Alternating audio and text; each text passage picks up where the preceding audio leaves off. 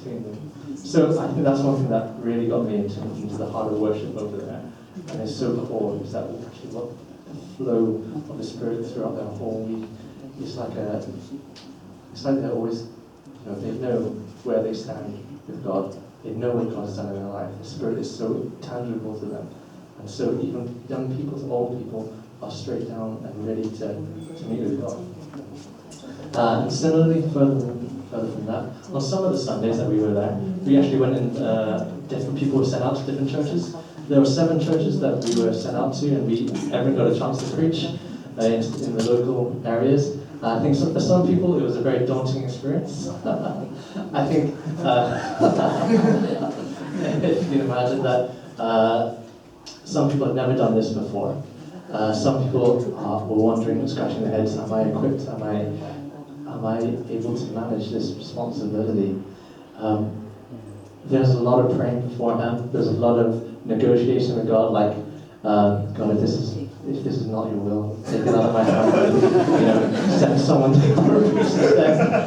That didn't really happen. In the end, I think it was wondrous that actually everyone has something to share, and that the local pastors there were so supportive.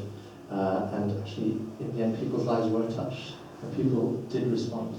And this is what you see whenever people, I said, who are photographers, chemists, people, everyday people, to step out and say, actually, God, this is so uncomfortable, but actually I'm going to do it, and I'm going to obey more than what feels comfortable and right for me.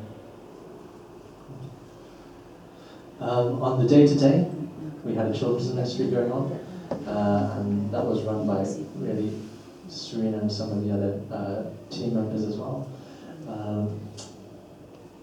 We'll go on from there. Sure. The GOAT project.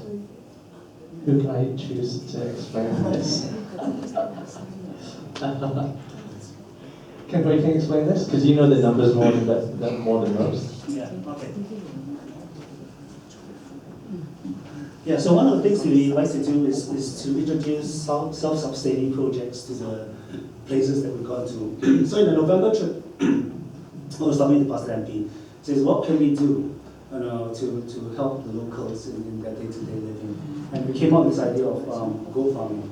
Basically, we buy a pair of goats and give it to families who are struggling through this earthquake, and they will breed the goat, and then when they multiply, they will have access, and then they will give a pair of goats to the next family. So the idea is we start them off, and they grow, and then they will pass them on to bless another family. So that's a multiplication process in that way. So we raised enough to buy 28 goats, which is 14 goats per family, and each female. So we're going to give female goats, and then they bring their female goats to the male goat, pay a little bit of money, and then get pregnant.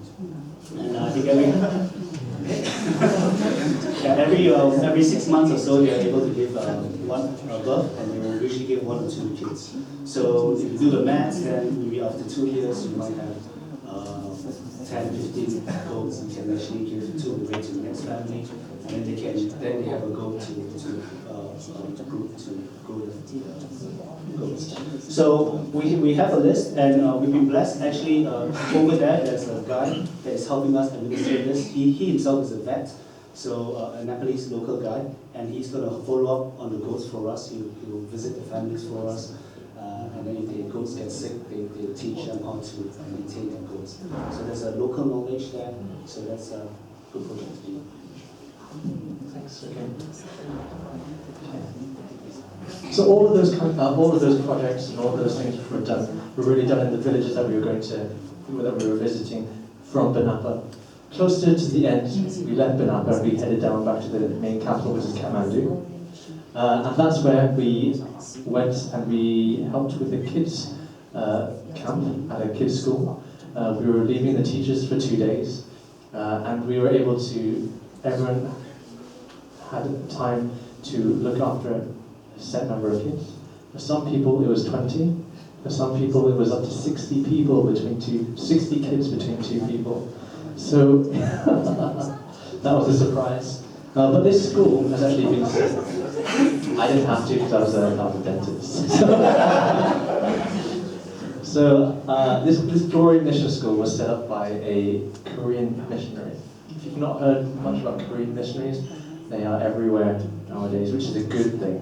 Okay, they have, this lady who set up this church essentially moved from Korea to Nepal, and with the whatever limited language that she had, developed this and was able to, she really had a heart for actually affecting change, seeing if I'm not going to talk to you straight, and if people are resistant to Christianity, I think what her vision was actually affecting that within the school environment and bringing kids up through a Christian church, school system is actually another way that you can be doing that. And is it effective? You can see the number of kids there, and they were so polite, so, what is it? How are you? I'm good, thank you. So, whenever you get that back from 170 kids, it's you can see that something good is going into it. But that school that they were originally at was unfortunately suffered damage from the earthquake, and so they'd recently moved to these new grounds.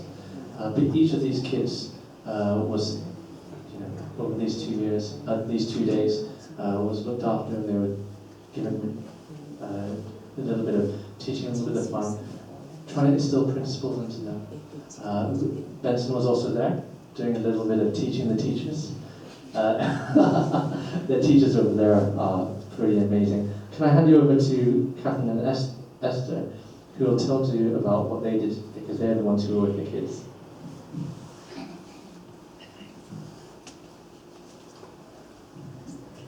Hi, I'm Esther. So actually, we decided to not teaching anything related to academic before we went there, because only 2 days we tried to give them inspiring message or teaching them some specific, not skills, but train them, for example, like teamwork skills or like that, by making the handcraft or doing some activity with them. So we actually got 90 students in the class, not 60. 80 and 90.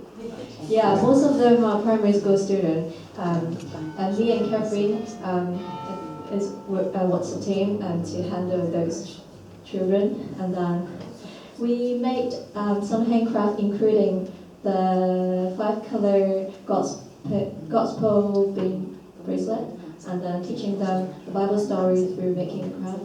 And then we have made a wing mount, which is very meaningful to do that, because the message behind the wing mount is like, we ask them to draw what they want to do in the future, like a dream on paper, including the teacher, they do this as well.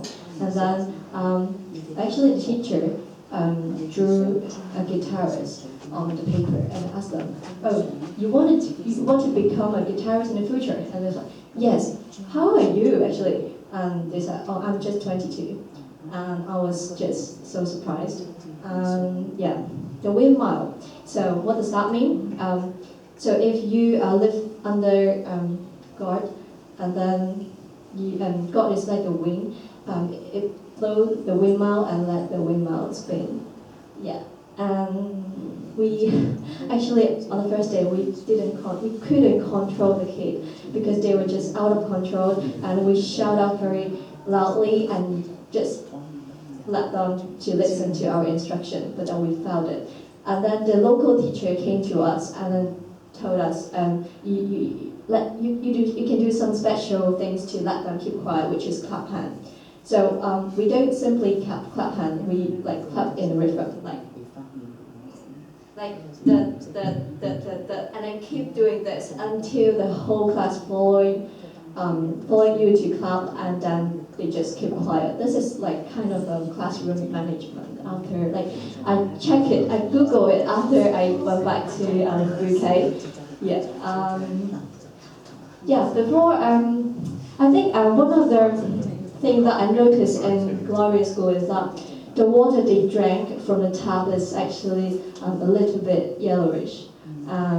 You can tell the water is so dirty. So I know that they now have some water filter that made by Benson and other people from our group. The transport that we get to the school is the school bus, and all the people just squeeze into the school bus. The children sing in the bus, and then we all just follow. That's so harmonic, and everyone just cooperating with each other so well. Actually on the first day I was quite upset because I couldn't manage the class, but after the first day, thank God, I prayed a lot and asked God, what can I do on the second day? And God just let me let me work very smoothly on the next day. I think it was a very good experience to have such an amazing time with the children. Although we just feel so tired after the day, but then we really learned a lot because I felt very upset on the second day when I know that I'm leaving them. Those children are just adorable. If I have a chance next year or any chance that I can go back to the Gloria School, and I'll definitely do it. I think that's all I want to share. Thanks, Esther.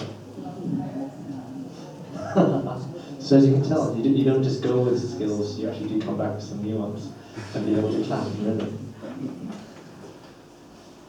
We also did a dental camp there, as I was saying. That's everyone looking happy. The sad children.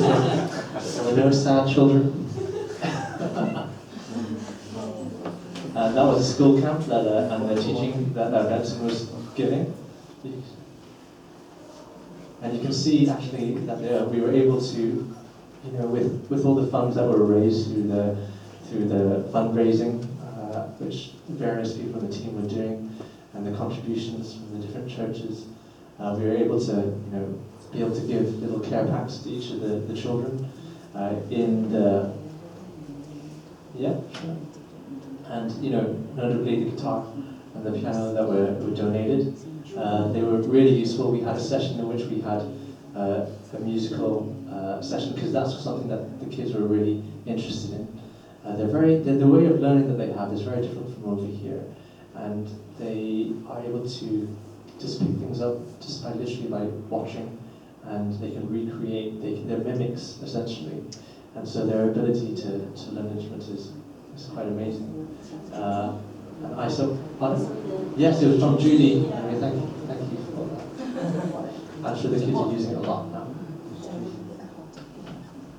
Yeah, we had a little bit about dental teaching, about not to drink Coke.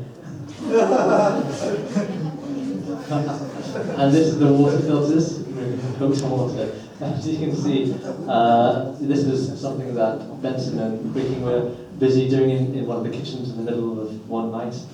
And these, again, is God's provision of partners and associates with the Bread and Life International, where these people who have created water filters were able to supply Bread and Life with these filters. And as Esther was saying, I didn't tell her to say it. Just now she was talking about the yellow and brown water. It's something that we could all see, and they were drinking it. We didn't even want to wash our hands in it. But I'm just so glad that actually, one of the needs that they had, and God's provision met that need, and we were able to give them, these water filters and such. Moving from the school, we ended up on the last day going to an orphanage, which is set up by some Singaporeans actually. I think this was really, really cool because to me, this is international, this is global, this is forward thinking. This isn't these are the people who aren't willing just to sit around and allow the weeks to go by and allow the days to go by, and they prize every single moment of their time. Not because they prize it because they feel that their time is important, but because they realize that there's a need in this world. And they are actively looking for places and ways to do that. So this orphanage had about 40 kids, and all of these 40 kids, unfortunately, were orphans and had to stay at this site in the centre. But these Christian partners had were looking after these kids, and again, you know, from I don't know what you imagine when you might think of an orphanage, but this was so well run. I'll just tell you a little bit of bits and bobs. Every kid who's an older kid and a younger kid, they're all buddied up. So the older one looks after the younger one. And so in that kind of way, no one is left out and everyone has responsibility. You're teaching responsibility, you're teaching purpose. They brush their teeth together, they'll make sure that the older one makes sure that the younger one is well changed, well looked after, the hygiene is all looked after as well. They have cooking sessions, they go to a school which is close by, and they all have meals together, they muck in with the cooking. So they all live together as family and as a community. But the people who run this orphanage know that there's only 40 kids in this little compound, which is good. But actually, they're not willing to settle for that either. So this guy from Singapore who's called Jason, Jason, right? Yes, Jason. Yeah, he owns another Malaysian restaurant, and what he does is that the earnings from that restaurant, that's how he's able to maintain this orphanage. Actually thinking outside the box and realizing that actually businesses can actually generate funds for the projects. Not just that, but actually employment for these young orphans later in the future. Once they go through school, once they go through any education, there's also an avenue for employment there at that restaurant. Not just that, but actually a 40 strong orphanage is okay for 40 kids, but actually expanding that, I think they're going to look into securing funding from other investors from outside of Nepal to invest in building a hotel. So the link with this hotel is, yes, you have the hotel, but actually we also want some space where an orphanage for more than 40, is it 120? 150 kids, or 100 an orphanage, so they're expanding and they're increasing the numbers. But in the same kind of model, they're looking for opportunities to grow and to supply and to meet people's needs. With 150 thereafter, the hotel, that's another avenue for employment thereafter as well. So it's fitting, whenever it all clicks together, it sounds beautiful, and it is beautiful, but knowing how much hardship or how much thinking and how much strain and stress these people have had to go through, not just Jason, but also the Korean headmistress, all these people were just instrumental in doing things over there. They're ongoing and they've given up so much of their time in their lives. But knowing that actually everything that's done in the short term is exactly has an eternal value. And that's the vision that they have. And I think that's something which I think we all, as people who went on these short-term missions, took away as well. Is that actually, the dentistry is fine, medicine is fine, but actually there's nothing which replaces actually that long-term value of what happens because of it. And we do understand that seed is sown, that we might not see things reaped. We understand also similarly that sometimes it might be just ripples that we're creating, but we're expecting and we know that God will provide and that He'll be affecting change as we're seeing, within Nepal. Yep, I'll go on. Yeah. So just again, many thanks for everything that was given. To all of these children and all of these people over there. It was all part of the journey and all part of what was something which was really enriching for the people over there, but also for ourselves and our lives. I think God definitely had a hand over what we were doing over those 2 weeks. And I think everyone really learned and grew from this. And, as I said, stepping out and just learning to obey rather than doing what feels right or feels good sometimes takes a step of courage. But actually, whenever you step into that, you suddenly realize that actually, what you consider, what you think, is just something so minute to what God's plans are for you and what God's plans are for this world and the nations over there, but similarly here. So, that's about the talking, isn't it? Okay. Thanks, Jason. So yeah, that's pretty much a quick summary of the trip. We actually have a video that has been recently edited, and the maker of the video has made it just in time to see it. So can you show the video?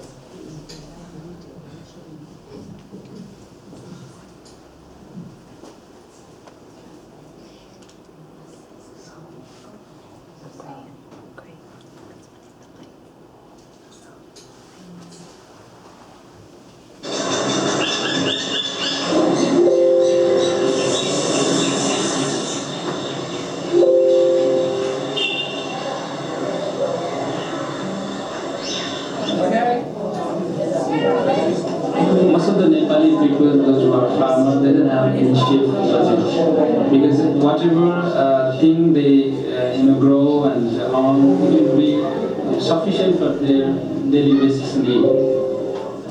So if they have any problem, so they have to take loan. More than 50% Nepali they are living that way. So for us it's familiar, no problem. Maybe 35% they are not able to go hospital because of financial issues, and few people they used to go, but they didn't get well treatment. Many people they are suffering in that area because of finance, because of knowledge, because of some hospital so far, and they are not able to go there. In a city place. We have a lot of dental clinic. If you have any dental issues, you have to go there and you have to pay necessary things, and you can get treatment from there. But it's very expensive. So normally in Nepal we didn't have regular checkup. So people are suffering and they having a pain, but they didn't want to go to hospital and go to treatment. Young 12-year-old. He's got quite a lot of tooth decay in here. They're always chocolates and coke and a lot of holes. This young boy wants to have a kid now, even though it's a little morbid. They're so brave over here. They just take it in their stride. It's amazing, actually.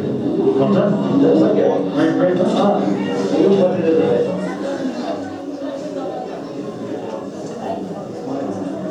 Almost 83 people those who are living surrounding this place.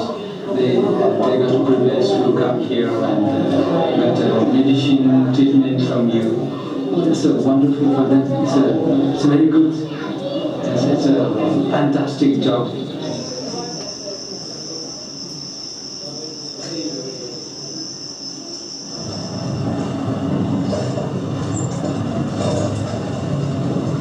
Good morning, I'm Kui King and I'm with Pastor Subrinda here.